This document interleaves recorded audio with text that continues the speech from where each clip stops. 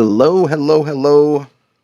Welcome or welcome back. Hopefully, both welcome and welcome back.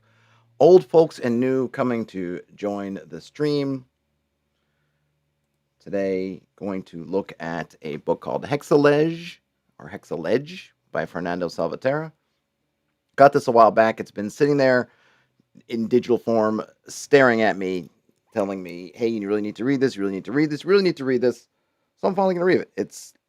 Read it. It is a beautiful, beautiful book. I don't think I have any programming notes. So there's no reason not to just hop right in. Let's do this.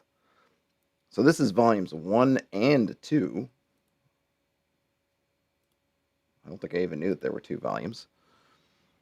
On the cover, beautiful map of a globe has hex maps and clouds and 2 hands holding it, and we are told that we will get 12 hexagons illustrating fantastic locations, 36 random tables of 6 results each to explain, populate, modify it, and inspire adventures, and then 21 black and white mini hexagons. These might not be in this PDF because with the PDF you also get a zip file, at least if you're downloading it on DriveThru, which I have a link to in the description. If you're downloading it on DriveThru, you'll get both of those. I'm not sure if it's available elsewhere and if it's packaged differently, but if I have time and see how things work out, maybe I'll dip into those individual files, but I think for the most part, we will content ourselves with the PDF. We get a black and white version. Text, illustrations, and layout, all by Fernando Salvaterra. Editor, Lynn M. Meyer. He has a Patreon, Tome of Salvaterra. And it is dedicated for Diane, who made everything possible. All right, so just getting a look quickly at the table of contents just to get a sense of what's what. Volume 1, D6. So they're kind of set up like they're sort of random tables, but also it's a table of contents. So we have, we can roll D6, or you can just go in order. We have the House of the 6 Ways, Adventurer's Retreat, Precipice of Silent Echo, Araucaria Fields, Windbreak Mountain, Threshold Temple. Those are volume 1. You can see there's 6 of them, so it fits nicely on that 6-sided die. And of course, we have the page numbers, which we'll get into in a minute. And then for volume 2, another D6 table of contents. Lookouts of Eternity, Moon Island, Swamp of the Lost Boot, Brave Beach Camp, Vaporescent Waterfall, and Upheaved Fort. Okay. So this is kind of a prologue or intro, but it seems like it's in the fiction. It's not an author's note, or maybe it's a fictional author's note. Let's give it a read. I can already see it. Much has been debated about the Hexalege, or reading of the 6, as it is said in the High Kingdom. The Leafers disdain it. In Magi's trails, it is a hobby more for stay-at-home people than for pilgrims. At the Queen Island of Ensuana, it is a draw of cards in the street cafes, which can enrich or ruin anyone who invests in the enterprise of a ship even before its return. It is a practice still in development, always correcting itself, and, therefore, avoiding criticism ingeniously. Born a long time ago in a secret society within a secret society, in turn within a cartographic guild, it's said that its creators postulated that the very form of the world, and even the journeys taken on it, obey curious laws based on the number 6. Maps are divided into hexagons like chunks of honeycombs. The initiates' metaphysical investigations led them to believe that this world is in a permanent state of creation and intervention by unfathomable geographic beings, above and untouchable even by the gods who codified reality. The Hexalege operator would be able to crack this code in the due time after extensive research. When it became popular, Hexalege started to be practiced as a curiosity, a hobby, a game, and later, a profession. Travelers, explorers, and merchant companies seek out those skilled in this art to conjecture the portents of an excursion. A descent from Hexalege is hexamancy. In contrast to those who practice Hexalege, practitioners of hexamancy believe that it is possible to anticipate and influence the qualities of a journey and read on the hexagon map's cosmological revelations that affect the lives of even those who do not travel. Pitiable are the ones who bet their lives on the draws of this deception. Yes, I consulted it, but I do this without leaving home. I suspect that these hexagons do not foreshadow our world and future, but rather a new world dreamed and imagined by its participants. I can already see it. All right, so that's a cool little intro in character of some character about fictionally about the, I guess, game of practice of Hexalege. What is the Hexalege? It is a collection of interesting places to be explored in fantasy RPGs. Each place has 3 random tables of 6 results that suggest alternative explanations and descriptions that sustain or modify it.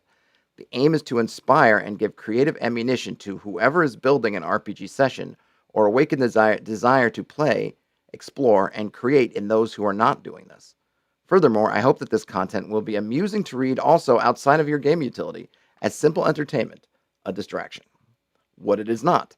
Hexalege is not an RPG system. It is not a hex crawl system in itself. There are no rules here. The colorful illustrations do not work accurately as game tiles, although you can use them that way with a little goodwill. How to use this book. You can use the text and illustrations as simple game inspiration to help you create or enrich your RPG adventure. You can also sew these hexes on the map of your fantasy RPG world, either by randomly selecting them or inserting them in the most appropriate places. Although the format of the content is suitable for hex crawl games, they can be used in other game styles. When using random tables, you can choose your preferred results or those that best fit the adventure you are running. You can also wait to draw the result when the place is being explored and improvise from there. You can freely combine results or merge tables from different hexes. The creatures mentioned can and should be exchanged for more appropriate creatures present in your game set. Some results may suggest entire adventures. Others simply add color or grace to a background aspect of the setting, without necessarily being useful to the plot. Detailed explanations for the mysteries that appear in the tables are not provided here. Many of these can fit in with the cosmology of your game world and match some phenomenon already present in it. Others may simply stay within the scope of the enigma without ever being elucidated, like a strange note at the bottom of the story. Now, if one of these phenomena becomes an important part of the adventure of the exploration as something that the players need to discover and solve, I advise you to create or choose an explanation as soon as possible, so that there is no risk of clues and contradictory evidence to be delivered and create plot holes. Even if your players never discover the completeness of its meaning, there will be no inconsistency and confusion. Each hex has a large, colorful illustration, and also a small, simplified version that facilitates its insertion and usage on a hexagonal grid map. Whoa, my light. Why'd my light go down? When my light goes down. Let's fix that. Maybe I should use my other hand so it's not. There we go. I was kind of used to the brighter light and it just decreased. All right, the light's back. I'm back. Okay. Cool. So we got some background. What is this about? What is this not about? It's basically inspiration. It doesn't have hex map or hex traveling. Hex traveling? It doesn't have hex crawling rules. It's not an RPG system. It's essentially system free agnostic. The first one we get up is House of the Six Ways. And we have a really nice full color, large illustrated hex, and then a smaller hex. Like I said, there are files attached with this if you download on drive-thru. I'm not sure if these smaller simplified hexes are in there, but they might be. I just didn't have a chance to open up the zip file and poke around. Swig of Diet Coke for the working man. Okay, House of the Six Ways. A rock in the sea carved in hexagonal layers, with slabs transformed into woods, farms, and lush gardens supported by walls and solid stone pillars. Within the island, there is a city. A flooded gallery with exits to the sea allows ships to enter to dock at its internal harbors. The large temple at the top of the island supports 3 huge crystals that bring light and warmth to the underground city. It is governed by a mystical order dedicated to studying the hexagonal mysteries of the world and the laws that govern its distances. So it's a little bit of a nice kind of tie-in to this theme of the Hexalege. The crystals is cool. Underground city is cool. It's kind of Atlantean. So we're supposed to get some tables. So let's see, I guess, on the next. Yep, so here we get table number 1. Who are the inhabitants of this place? And like was mentioned in the intro, I believe all these tables will be D6s, so I'm not going to repeat D6 each time I say there's a table. 1. Specters made of particles of ash, pollen, and dust suspended in beams of light captured by the crystals and reflected inside the underground galleries by a system of mirrors. They buy scrolls and books from visitors, which they burn in braziers so that they can assimilate their content through the soot that rises in the smoke. They reveal themselves to be trapped in the spatial labyrinth of this world and are studying how to escape. That's very cool. I really like the idea of buying scrolls and books, burning them, and then getting the information off the ashes. Pretty cool. Or could be retired cartographers who, for starting to compulsively map worlds that do not exist, were sent to isolate themselves in this place because apparently their compulsion is contagious. Yeah, is there room on that island for one more? Because I feel like I'm in that boat. Or merfolk who use water mirrors to map the complicated paths of invisible stars and thus reveal the true shape and nature of the terrestrial world. Or younger daughters of aristocratic families who are sent to this place to dedicate their lives to the study and preservation of maps, sea charts, international treaties, and travel reports, as it is believed that distances and borders that are not constantly remembered and dreamed of can be distorted or vanish. That's really interesting because that's in my version of fairy, that's kind of how the geology and topography of fairy works. It has to be remembered. And so there's this concept of places that can become detached from the main reality or disintegrate because no one remembers right where they were. So the connections that they have to other parts of the world get lost, and so they become detached. And then if the people there die or move on, then it eventually just fades back into the ether. Or representatives of governments and organizations from around the world live here, forever discussing and disputing the meaning, value, and belonging of every inch of the surface of this world. And then finally, could be mystical individuals who are dedicated to developing and improving hexamancy, the mystical art that aims to interpret hexagonal maps and extract cosmological revelations that escape worldly perceptions. So a good amount of choices. They all kind of are on this theme of hexagons and mapping and different things like that, but they have different flavors to them. I dig it. And then another table, what is in the temple? A library of maps from all eras produced from the most diverse materials, or empty shelves awaiting the production of irrefutable and definitive scientific texts and maps. Or on a table in the center of the temple, there is an ancient tapestry embroidered with 36 hexagonal maps depicting banal and strange places in this world. One of those places is the island itself. Or reinforced showcases protect a collection of texts with stories, tales, poetry, and novels from various eras describing the shape of this island and giving it a great purpose, still unknown in the world's destiny. There's also a compilation of paintings, maps, illustrations, and sculptures where the island appears, produced long before its construction. Bum, bum, bum. Or a hexagonal room with strange books whose contents are random letters that do not form sentences. One book has, at the end, a fragment of a sentence in the common language which curiously reads, "The feats of arms and famed heroic host." Ooh, so there's definitely a mystery you could grab onto. And finally, could be a gigantic world map made of colorful sand is being drawn on the ground, grain by grain, by an old hunchback lady who does not speak to anyone. Her routine comes down to sleeping, meditating, eating sparingly of what is offered to her, and resuming the work. No one knows how long she has been dedicated to the task or when it will end. Sometimes she sighs over the map and accidentally moves a few grains of sand. Then the weather goes dark and powerful winds sweep the island. Ooh, there's some foreboding in there with that one. And then, history and properties of these crystals table. Could they be meteorites taken from the seabed? Whoever looks at the sky through them sees unknown constellations. Or it is believed that they are eggs of an intangible creature that lives outside the perceived space. On lunar eclipse nights, you can see translucent shapes sleeping inside. Or the crystals are actually magical explosions, so slow that you cannot see them expanding. That's a cool one. Or the crystals are tears of deities that were sacrificed at the beginning of time. They're very slowly dripping toward the sea, 1 millimeter per millennium. That's interesting. I wonder what happens when they finally touch the sea. These are sacred these are sacred stones stolen from distant villages a long time ago. They have no magical or strange properties, but they are objects of political and cultural dispute. Or it is believed they are fruits of the sun, knocked down a long time ago by a boy with a slingshot made of a jabuticaba fork, brought from the moon by a traveler who ended up there because she failed to interpret the map she had on hand. They are warm and shine at night, functioning as lighthouses. So all kind of cool ideas for the history and properties of the crystals. And that's it for numero uno. Now I get to number 2, Adventurer's Retreat. And the detailed maps are really nice. I mean, the smaller maps are really nice too, but the detailed ones I really like the look of. You could almost use it as, not a true battle map, but you could zoom in there and then and actually use that for your descriptions if you wanted to. It's got enough detail there. It's called Adventurer's Retreat. In a small plateau set at the base of a mountain nestles a pond supplied by a stream that springs from the granite wall.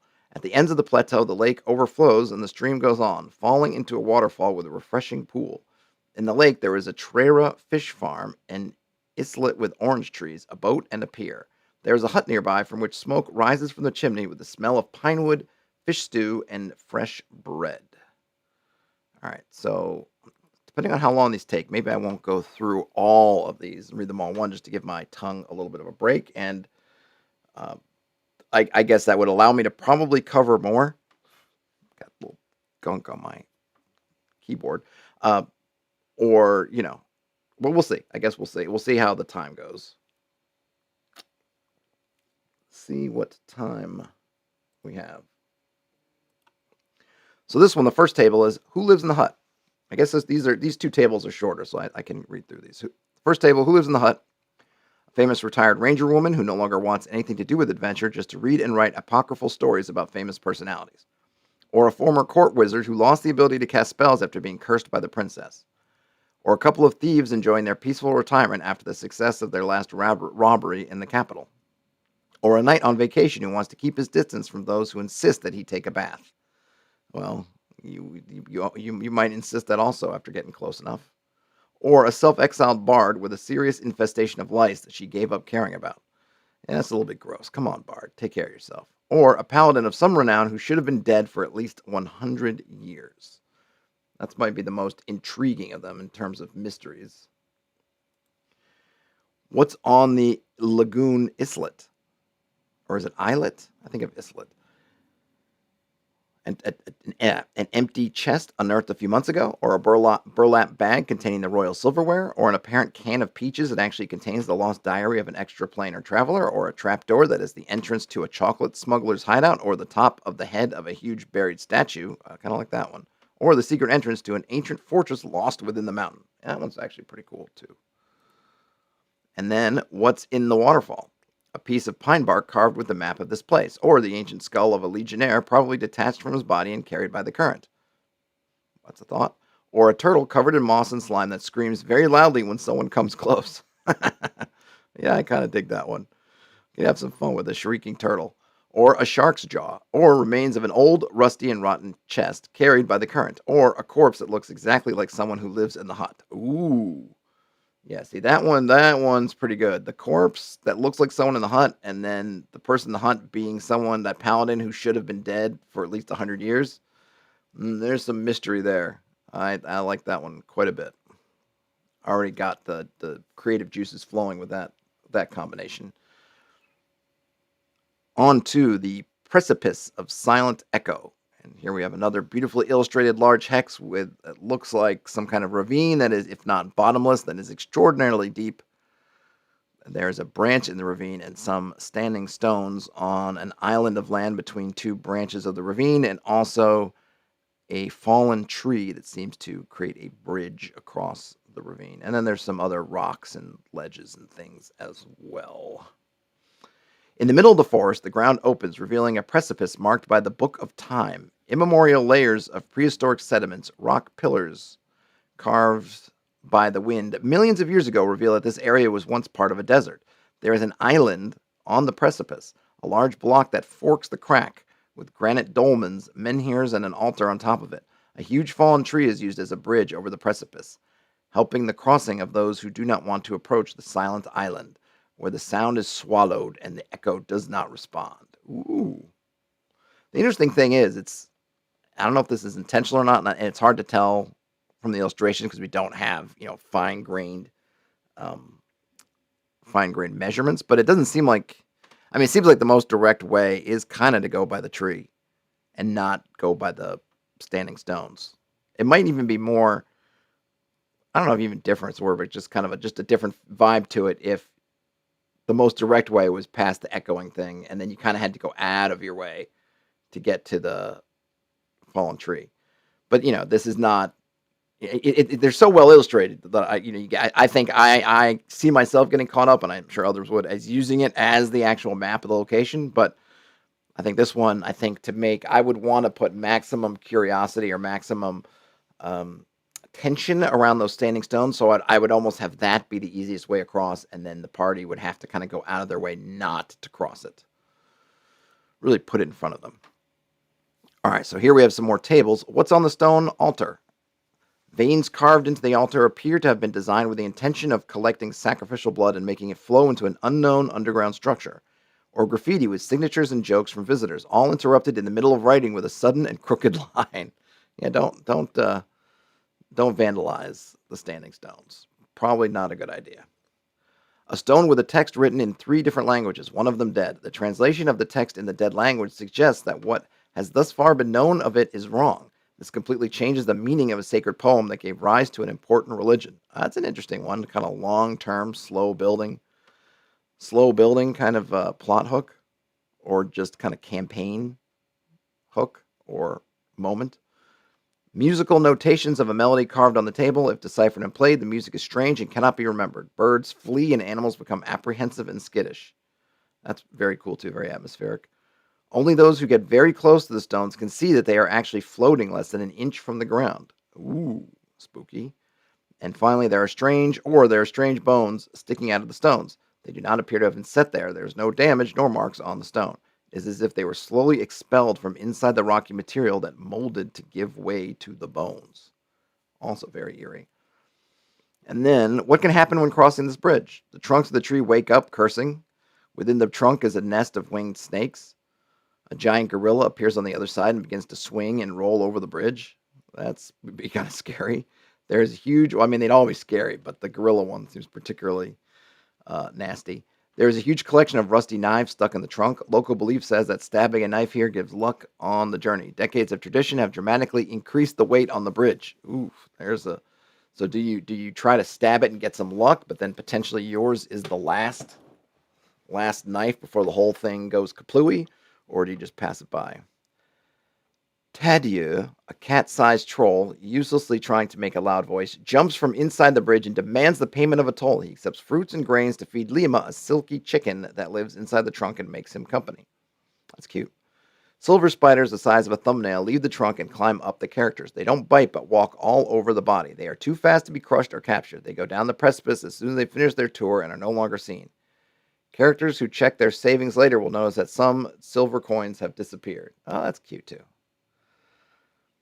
And then another table. What's in the precipice? It's possible to see on the bottom fallen menhirs that were part of the structure of the altar. There are symbols and letters carved on them, but you can't really see them from up there. Or in the layers of the wall, there are fossils, inlaid shells, trilobites, and an unknown creature with pointed teeth, gigantic even for dragons. Or ancient bones and some hungry undead, almost inert. One of them appears to have been a hawker, still carrying a backpack with merchandise and perhaps money. Or at one of the small flowering platforms in the middle of the wall, anyone who is very attentive can see a chest hidden among the plants. Or broken mirrors. There's a local belief that mirrors that begin to reflect people who do not exist should be thrown over the edge. If the characters go down and approach and look in the mirrors, excuse me, take a drink here, as I lose my voice. If they look in the mirrors, they'll actually see other adventurers reflected behind them, who are surprised and confused as their characters, but say nothing. All right, I had to clear my throat there one more time. Or various bird feathers. Every now and then, a phrase or lonely call starts from the bottom of the precipice, echoing something that no one has said. Sometimes one of these voices is recognized as one of the characters, echoing something she has said some time ago. That's also kind of spooky. And here we have a nice mountain type hex. And now we have the Araucaria Fields. And the detailed hex shows a road kind of winding along. There is a broken up wall along one side of the road. Beyond the wall, there are some grasslands that lead to a small river that's kind of passing through a small vale or valley running along. On the opposite side of the river, there's what looks like the remains of a house. Seems like there's up a slope, remains of a house and some trees, and then we can see the river continuing on in the distance. None Nothing says, "Hey, None Nothing. A lot of this is good stuff. I feel light if I had any of these things happen. My players would spend the next 3 sessions investigating the strange happening."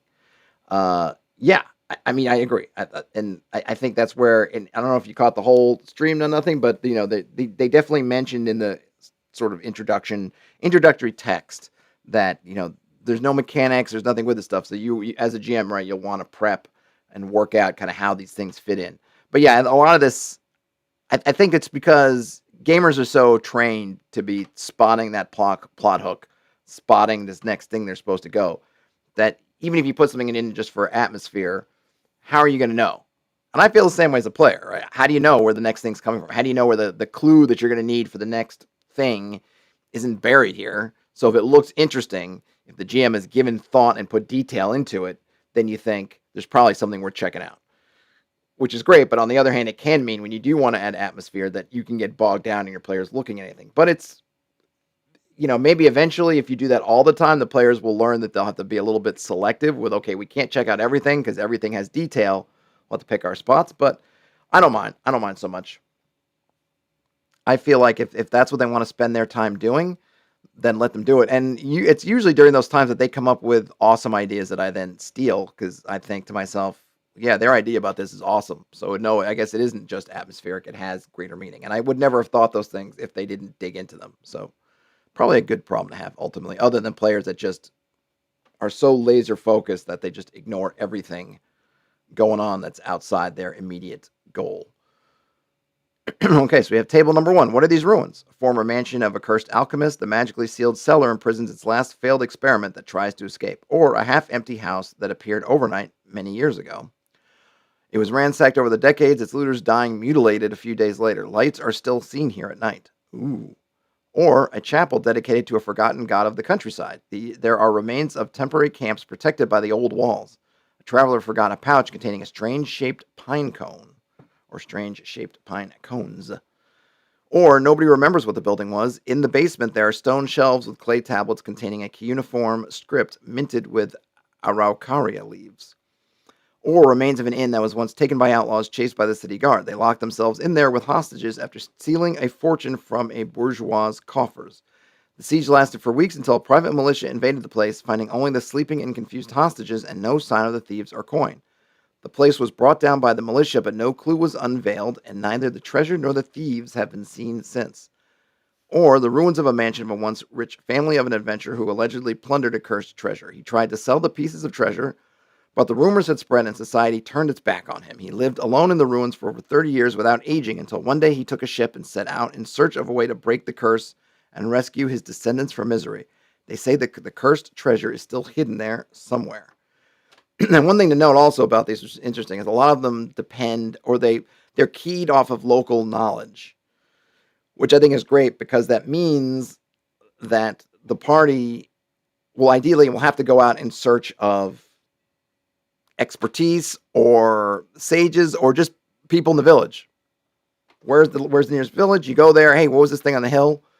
We looked at it. We didn't know. Okay, here's the story. Or before they even travel here, if they're asking from, hey, what's the route point A to point B? Someone tells them, okay, you go this way. Just beware of this mansion. You're going to see these ruins.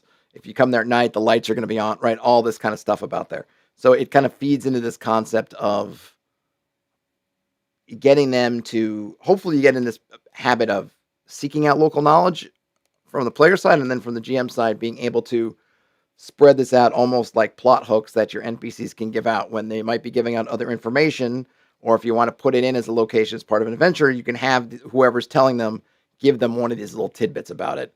Oh yeah, stay away from there, or oh, there's a treasure in there. I was told, or whatever it may be.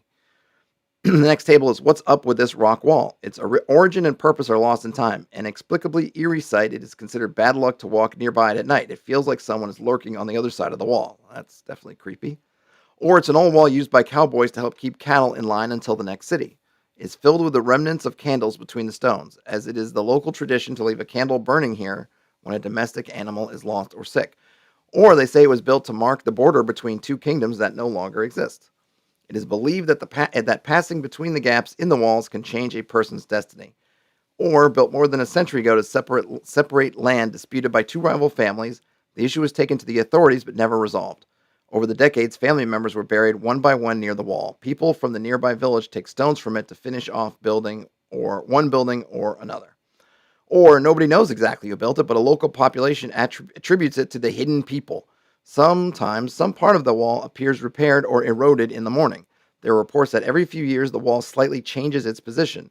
Sometimes scraps of missing persons' clothing have been found stuck between the stones at the base.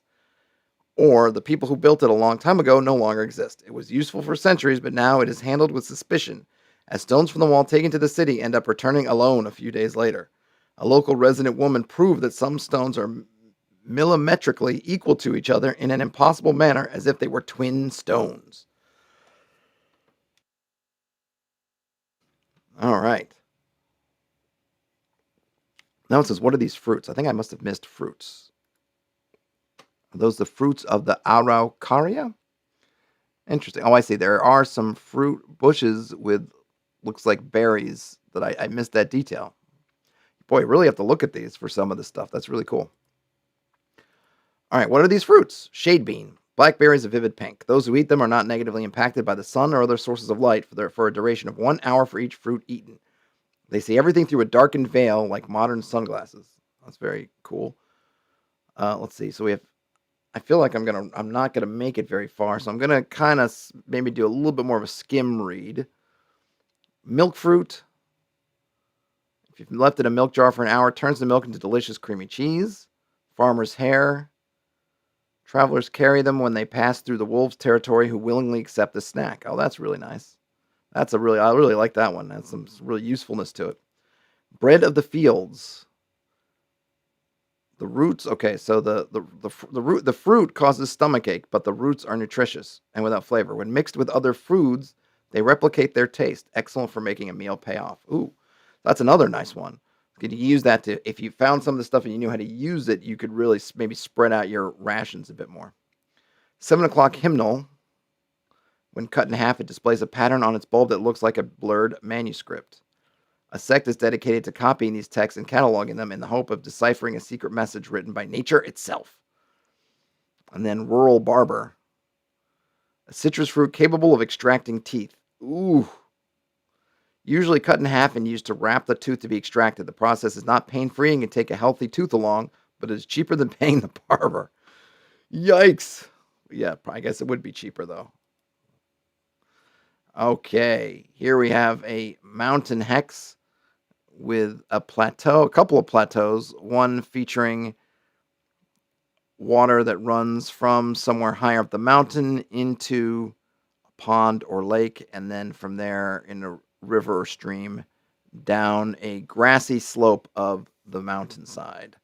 This mountain marks the border between a dune desert and a rocky desert. Almost like a miracle, a stream flows from its peak, flooding in a wooded valley sheltered in the body of the mountain. A rare and strange sight in these landscapes. Absolutely would make a good headquarters, if you could find it, if you needed to be in the desert, say looking for the Lost City or traveling back from the Lost City. D6, what strange phenomenon is observed on the mountain today? Okay, so I'm going to skim these a bit. Lights similar to that of the northern lights illuminate the skies. Sounds of great wings flapping in the darkness, but no one can see what's flying. That's one. Or wandering clouds stop over the mountains as if drawn by it. At sunset, the ground shakes as clouds are sucked in by the peak. Ooh, boy. Like water running down the drain. Oh, it's almost like it sucks in the clouds and then the water runs out into that stream. It's kind of cool. The sound of a choir of inhuman voices. Tremor begins, and a cloud of dust and sand is seen being expelled somewhere in the desert at the same time that a huge cry like rushed crystal crosses the landscape. There's a deep noise beneath the mountain, like the sound of a gigantic bone being broken. Then there's silence and stillness as branches and leaves finish swinging. It's definitely creepy. A procession of gigantic specters marches across the sky, descending towards the mountain with banners, trumpets, and pages throwing flower petals along the way. The procession stops, and an elven lady asks to be welcomed back from her journey around the world. I found nothing of real value in the world of the living mortals. Let me return, she says in a voice the size of the dunes. A huge door opens on a wall, and the procession enters. The door closes without leaving a trace of its existence. It very much fits in the kind of fairy mold of sort of that Dolmenwood adventure that we read yesterday, if you were in the stream yesterday. That would be Winter's Daughter. And then finally, a slight tremor is felt as a mound of earth grows in the ground near the characters as if something is being expelled from the ground, an acorn of lava that soon hardens and begins to cool down. An acorn of lava. That's nice. A nice turn of phrase. Has a very nice imagery. Who inhabits the valley? Ragged and exhausted humans, speaking with an unknown accent. A group of reclusive artists that feed off the succulent, fish-flavored moss that grows just near the peak of the mountain. Two rival but peaceful tribes that dispute the valley. A tribe of mountain goat-headed people who are horrified to see someone walking in the desert. Two ragged and delusional halflings who want to know everything about the visitors. They mention a secret mission that they must fulfill. Or a family of talking eagles. They claim to be giant eagles that were miniaturized by an insolent midwife and dream of one day getting back to hunting oxen in the Araucaria fields. And I left off some details of some of these because I'm trying to skim a bit. So there are a little bit more to them, but some nice, flavorful concepts there. And then what's under the mountain? An enormous cave houses a huge sphere of stone and sand which craters on its surface. The sphere levitates meters from the ground. Or a large cave with a stone sculpture in the shape of a life-size ship. Even the ropes and sails have been sculpted with such precision that it looks like the ship will be sailing through the rock at any moment. Or an abandoned underground citadel carved in stone. Or an abandoned mine. Apparently someone was looking for strange artifacts like books and meaningless numbers and letters, faceless statues made of unknown wooden material and dressed in weird clothing, and porcelain plates with beautiful ornamental paintings. Or a spiral staircase carved into the stone leads to a square cave with walls decorated like a guest room, and there's a clean, cozy bed. Or a huge cave with thermal water pools. In the center, supported by a stalagmite decorated with spiral patterns, there's a large heart of rock with incandescent veins running down a little bit of lava. Heart beats gently once a day. That's kind of cool, too. That is the mountain. Is there more for the mountain? Nope. Now we're at Threshold Temple. And this hex also, as with the others, beautifully illustrated in both color and then in the smaller black and white version. We've got stair steps leading to a circular flat area with some stones, and then is that raised? It looks like there's maybe you go beneath I don't know what that would be called, but basically a arch, a circle of, what would that be? I guess columns with, is that a lintel on the top maybe? And inside there's a tree. And then beyond the tree, there's some kind of portal with purple light coming out. Threshold Temple. High on a hill, ruins of an ancient temple are slowly overgrown. There are eroded stairs, broken columns, a shattered circle of stones that seems to be held only by the vines that ensnare it, a large tree in the center, and a mysterious rocky threshold still intact. First table is something strange happens here. All food consumed here is peppered, and anyone who spends more than an hour in the temple begins to remember someone who never existed. How do they know they never existed? Or songs unknown and impossible to be reproduced or described get stuck in the heads of those who spend time here, or those who sleep close by dream vividly about deceased loved ones as if they never died. Or it is difficult to recognize your own name in the vicinity of the temple. If someone says it out loud, it is heard as a hateful word, and the person doesn't feel comfortable with it, as if it does not belong to them. This feeling endures for a long period of time. Or book scrolls and grimoires vibrate slightly at random times when they are brought into the vicinity of the temple. Some pages may get wrinkled or worn. There have been reports of missing pages and notes appearing in the margins. It is as if an invisible and intangible force revises any text that passes through here. Boy, that one could be a lot of fun. Finally, or a strong sense of connection with something important and outside the world affects many who approach the temple, as if a gigantic, powerful, and welcoming presence recognizes the person as a long-lost loved one. The next table is who has inhabited the temple or its surroundings. Step 1, Or first, statues shattered and patched by vines, now animated by the curious energies of the place, debate philosophy. Or huge owls that feed on the shadows of strange animals projected through the threshold when the moonlight passes through it. Ooh, I like that one a lot. Or disoccupied wanderers from the four corners of the world that end here somehow. Or once every full moon, pollen comes through the threshold. Eating it causes a feeling of strength, potency, and a thick voice. Living here is a violent sect of degraded men who only care about eating the pollen. Yeah, I can see how that might happen. Or apparently is uninhabited, but someone is moving things around and doing a kind of incomprehensible maintenance. And there's another reference to the hidden people. Or sometimes a group of travelers is camped here. Armed escorts accompany them. They do not say where they came from or where they go and do not look exactly like any inhabitants of this world. And then, where will I go if I cross the threshold? There's a parenthetical here. Maybe each person who goes through it will have a different random experience. On the other side of the hill, your right hand is now your left one, as if you have become your own reflection of flesh and blood. Same thing happens with your belongings, and including text. Going back or through the threshold again has no effect on you anymore. Ooh, so you're permanently reversed like that? Mirrored? Or within the dream of a random person anywhere in the world, the choice can be made by the player on the left. When the person wakes up, you wake up with them in the same bed with all your belongings just as you went through the threshold. Oh, that's a mischievous one. Or another threshold temple somewhere in this world. The inhabitants here have a deep horror for the temple and tend to kill those who come from it. Man, that's not cool. I come in peace. Or on the other side of the hill, your stomach is empty, your food has rotted, your water skin is dry, and someone somewhere no longer knows of your existence. Man, that's tough.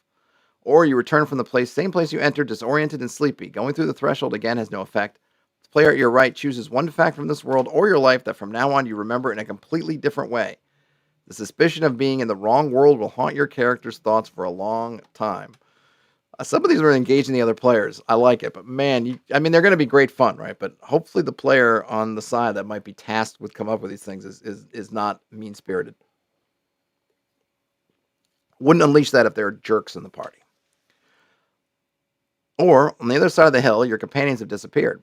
There are no animals in sight. You can try to go through the threshold without anything else happening. You can wander for days without seeing anyone else in the world with a very strong feeling that something is watching you from behind the stars. This feeling will last for years, even after waking up at the foot of the hill just a few minutes after you've crossed the threshold for the first time. The world and people went back to normal as if nothing had happened. But your feelings remain. Oh, here's another interlude. Tell me everything. I'm sorry, but I won't wait, said Louise Vespertine Light, entering Madame Ciseur's Hexalege house, disturbing the silent waiting room. A woman wrapped in blue linen, only one eye uncovered to reprove Louise's ingress, blew a pipe through the opening of her robe and dozed off again.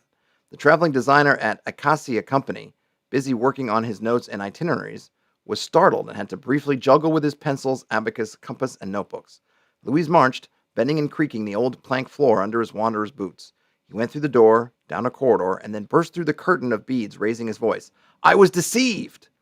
The room, lit by small candles and winged cages, was clogged with souvenirs hung from the ceiling by wax strings. Teeth, horns, claws, skulls of all shapes, feathers, compasses, maps, rulers, decks of cards, and pebbles slowly rotating in mysterious orbits in the darkened room. In the background, part of the decoration, a curious and unsurprised old woman wrote down the time and name of the intruder. She slowly emerged from behind a luminous globe that displayed the surface of the world outlined in a hexagonal matrix. I went to Guard's Cry, to Lake's Angle, and to Fuse of Dogs, and I didn't see or hear about any of the portents you said. I didn't find gold, nor the claws of the blessed snake, nor the tailor ants. Your Hexalege is a fraud. Fraud? Laughed the old woman, choking like a fly long forgotten in the bottom of a web. I didn't say you would find such things, dear. Not with that prescription for certainty. She softened, revealing herself to be a spider. I just said that they would be, or have been there. Maybe. Finding them is a story that you had to explore. Louise snorted. You play with my life with the ease with which you play words. All right, so maybe this is getting into part 2. Why are you turned to an hourglass? Oh, come on. There you go. Why did you have to do that to me, acrobat? The old woman caressed the globe, casting the shadow of her fingers on the ceiling, long as arachnid legs. I'm sorry you were frustrated. Traveled so much without finding anything. I didn't say that. Things happened to me. I saw things. Many. I found. I found. He said as if he finally remembered, much calmer now, palpating a shabby pouch that he had on his shoulder with something heavy and of a strange shape inside. But then he cleared his throat and straightened up the conversation. But that's not why I came. I paid you to read my journey. Yes, she laughed, pulling out a chair for him. And that is what I am doing. She returned to the other side of the table where she nudged her sleeping assistant. The apprentice opened up a large, patched book and dipped a pen in the inkwell, ready to write. Madame César sat down, collapsing. I'm not done yet. Tell me everything. All right.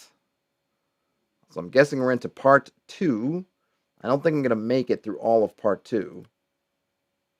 I think clearly, if I imagine just as far as a review, we've seen enough to determine whether this is something for us or not, but I will read a few more as I have the time. See what we've got. Bob Mosdell says, I sense you are in Hex 0101.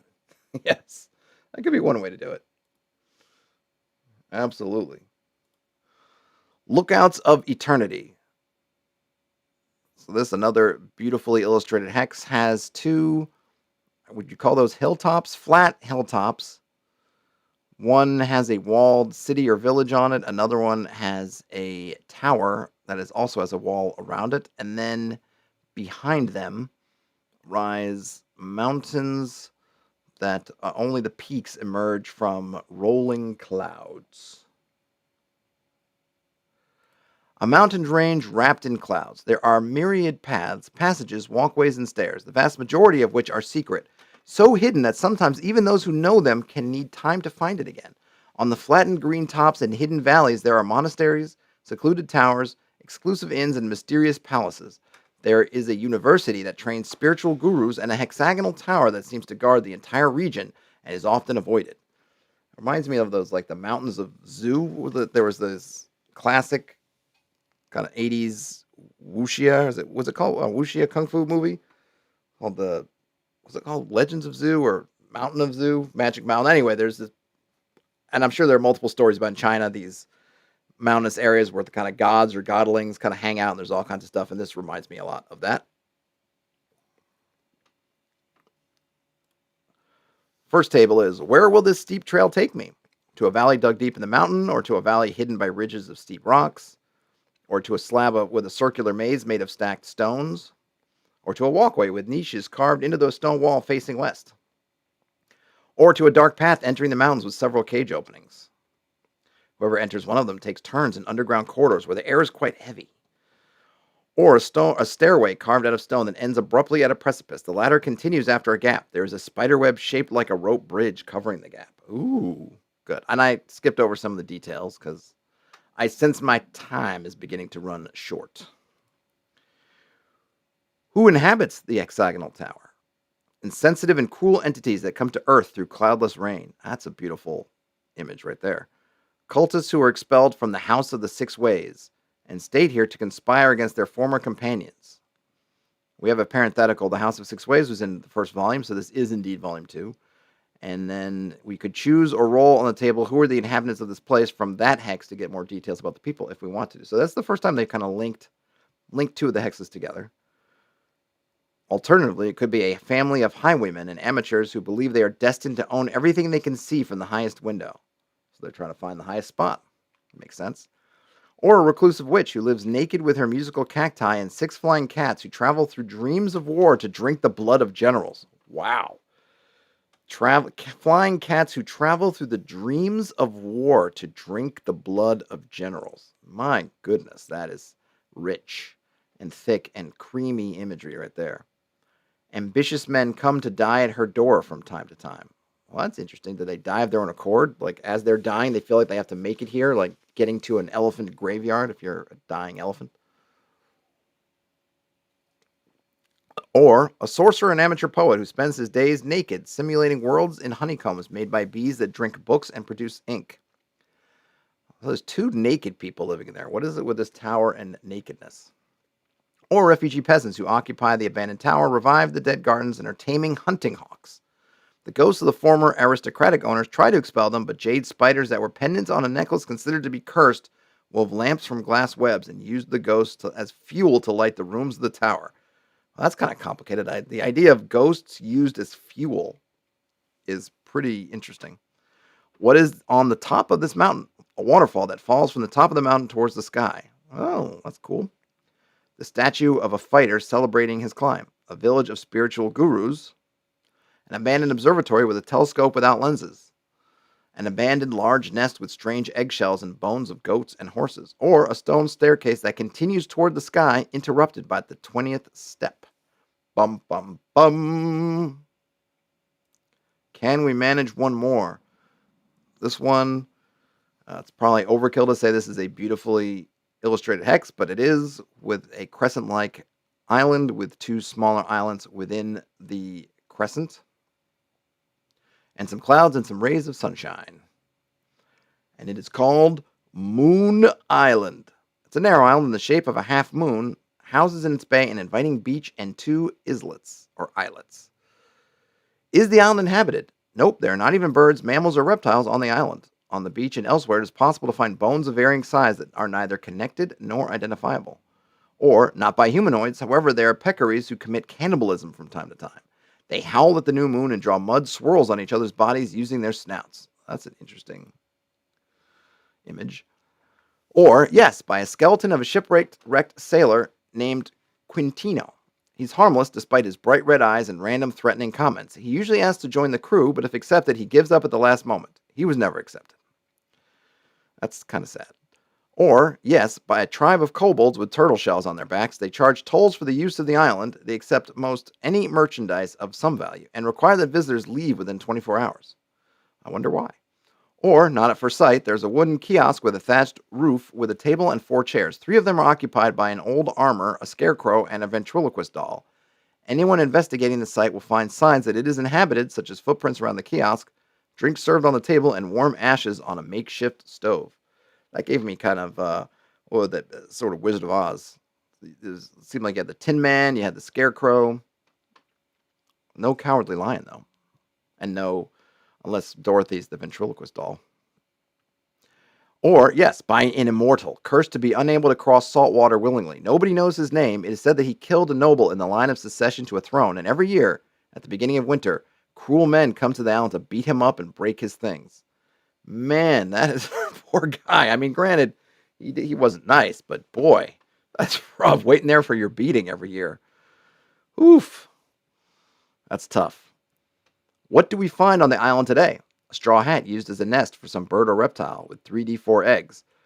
Or someone hung bunches of humanoid jaws on tree branches. When the wind hits, they work like grotesque wind chimes. Or a small rough hut made of shipwreck wood with a giant shell roof covered with barnacles seems to have been brought in by the tide during the night. Seems to.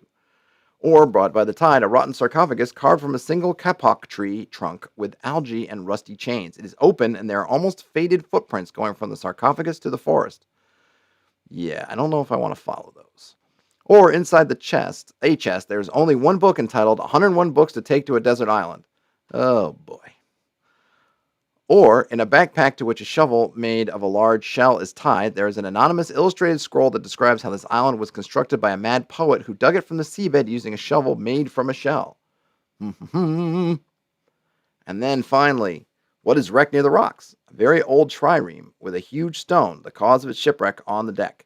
Or a small boat stuck in the rocks with 2 skeletons tied to the benches, still rowing slowly. I really like that one.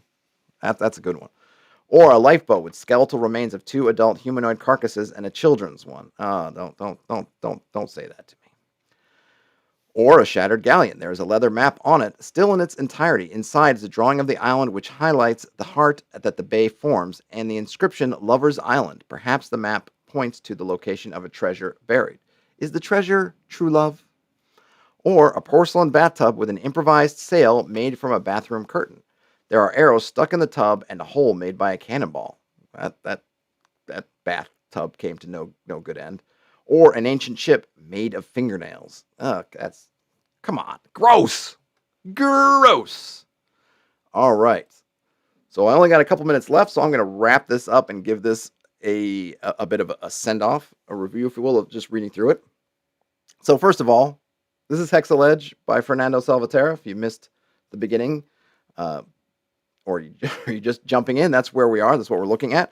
Look, I've said this on just about on every page that has illustrations. The illustrations are beautiful. The full color hexes are really nice, and then the smaller hexes are really nice. And the funny thing is, if they just had the smaller hexes, I would have thought they were really nice. And then you have these bigger ones that are even more beautiful. I've mentioned this a few times. If you buy this on drive-through, and like I mentioned then, I don't know if it's available elsewhere, but if you buy it on drive-through, you get a zip file with some hexes that you can use, personal use only, but you can use them. I'm not sure which version of the hexes. I'm guessing it's probably the smaller ones, since the larger illustrations take more liberties with breaking out of the hexes, like this one we're looking at now, Swamp of the Lost Boot, has the clouds kind of break out a little bit, and that would make them kind of harder.